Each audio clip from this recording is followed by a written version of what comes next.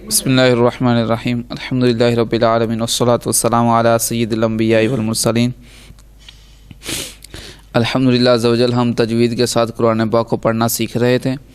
सबक नंबर 20 तक हमने पढ़ लिया था। आज इंशाअल्लाह अज़्ज़ा वजल सबक नंबर 21 है वक़फ़। ठीक है ना। वक़फ़ इसका मतलब होता है ठहरना, रुकना। ठीक है, यानी आपने जहाँ भी वक़फ़ करना है वहाँ पे आपकी आवाज़ भी और सांस भी दोनों ख़त्म कर देनी है आपने, यानी चुप कर जाना है आपने। अब जहाँ पे वक़फ़ करेंगे उसके चंद कायदे हैं। ठीक है, यानी कि वक़फ़ करेंगे अब लफ्ज़ को कैसे पढ़ेंगे। अब जहाँ पे वक़फ़ करेंगे तो चंद सूरतें बन सकती हैं। पहली सूरत यह कि जहाँ पे हम वक़फ़ कर रहे हैं उस कलमे के आखिरी हरफ पर या ज़बर आ रही होगी या ज़ेर या पेश। ज़बर ज़ेर पेश, दो ज़ेर दो पेश। ज़बर ज़ेर पेश, दो ज़ेर दो पेश। खड़ा ज़ेर और उल्टा पेश। ये मैंने आपको 7 चीज़ें गिनवाई हैं।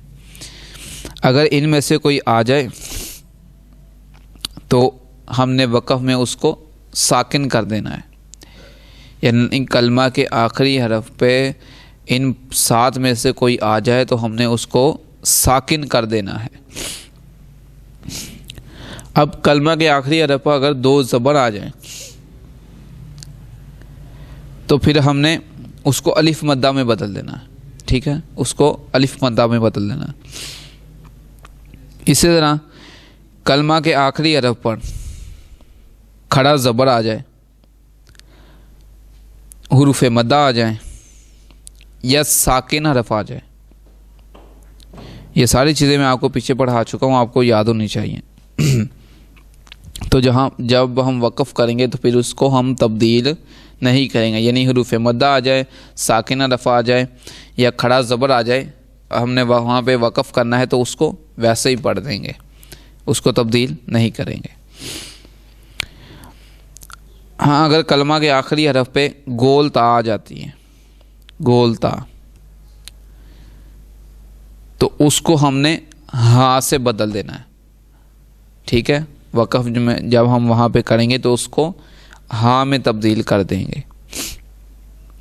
उसके ऊपर चाहे ज़बर ज़ेर दो पे दो ज़बर जो भी आ जाए उसको हमने हाँ में ही बदलना है। ठीक है, यानी उसके ऊपर कुछ भी नहीं है, आपके हवा हा साकिन की आवाज़ निकालनी है वहाँ पे, हा साकिन। ठीक है ना, हा साकिन में उसको बदल देना है।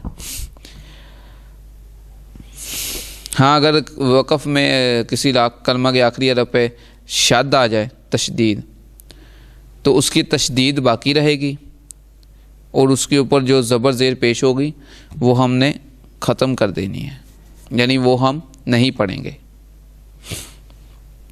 अब देखें, आप हम सबक पढ़ते हैं, आपको यहाँ से भी समझ आ जाएगी। पढ़ते हैं बिस्मिल्लाहिर्रहमानिर्रहीम। अब देखें, पहले तीनों लफ्ज़ पे आप गौर करें तो पहले तीनों के आखिर में ज़बर आ रही है। हमने पीछे पढ़ा था जब ज़बर आएगी तो उसको साकिन करेंगे। अब देखें, लफ्ज़ है सादिकीन। अब जब वक़फ़ करेंगे तो कैसे पढ़ेंगे? सादिकीन।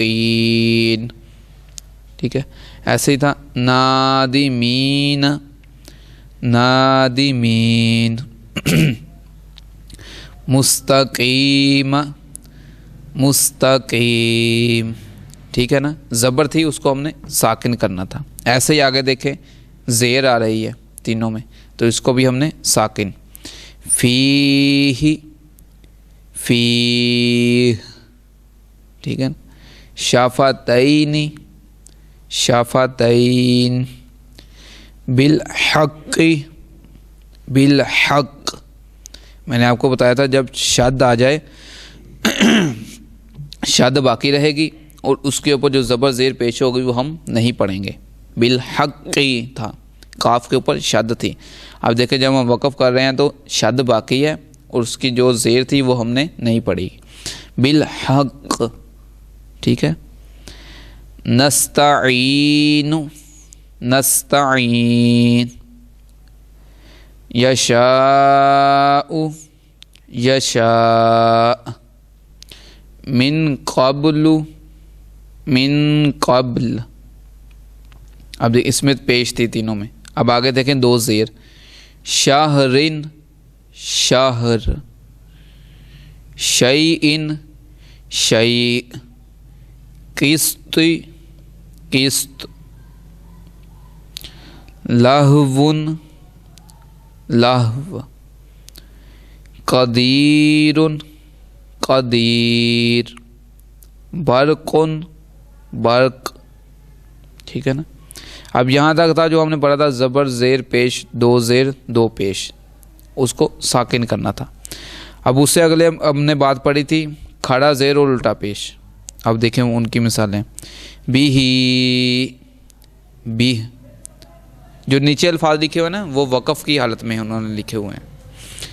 इबादिही इबादी, बिअम्रिही बिअम्रिह, रब्बहू रब्बह, अखलदहू अखलदह, मवाज़ीनुहु मवाज़ीनुह।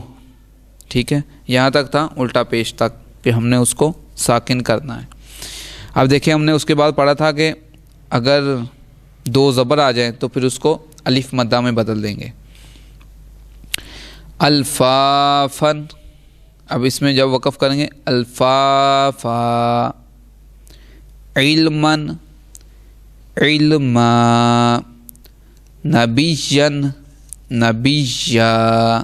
ठीक है ना, दो ज़बर थी इस वजह से हमने उसको अलिफ मद्दा में बदला है, यानी एक ज़बर और साथ अलिफ। अब आगे देखें गोलता। गोलता के बारे हमने क्या पढ़ा था कि जब गोलता आएगी उसको हमने वक़फ़ की हालत में हा से बदल देना है, चाहे उसके ऊपर दो ज़बर ही आ जाएं। ठीक है, कुव्वतन कुव्वह, राक़बातिन राक़बह, जारियतुन जारियह। ठीक है, अब उसके बाद हमने पढ़ा था कि खड़ा ज़बर आ जाए या हुरूफ़ मद्दा आ जाए या साकिन हरफ आ जाए उसको हम वक़फ़ में तब्दील नहीं करते। अब देखिए खड़ा ज़बर और हुरूफ़ मद्दा और साकिन की मिसालें। वतवल्ला वतवल्ला, मिनल ऊला मिनल ऊला, फतरदो फतरदो, वनहर वनहर। ठीक है, देखिए इसमें आखिर में साकिन हरफ आ रहा है। फरगब फरगब, फहद्दिस फहद्दिस। ठीक है, अब अगले में देखिए अलिफ मद्दा आ रहा है और उसके बाद वाव मद्दा, उसके बाद या मद्दा। हुरूफ़ मद्दा को भी हमने वक़फ़ की हाल में तब्दील नहीं करते, वैसे ही वक़फ़ में भी पढ़ते हैं।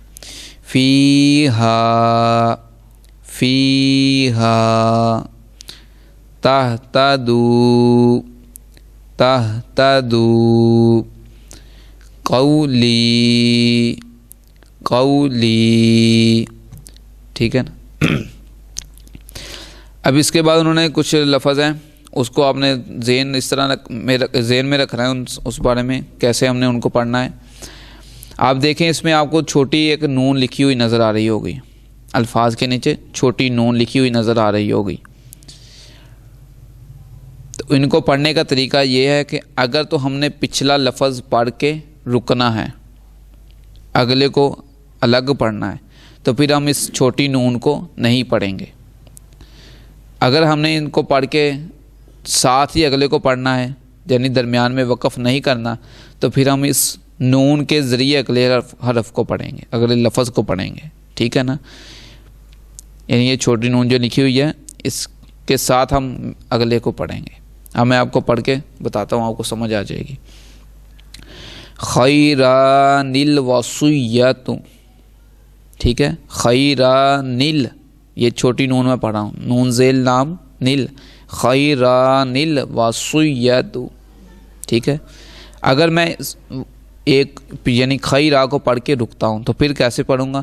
खैरा, अब मैंने वक़फ़ किया, पढ़ूँगा अल वसियतु। शीबानिस्समाउ,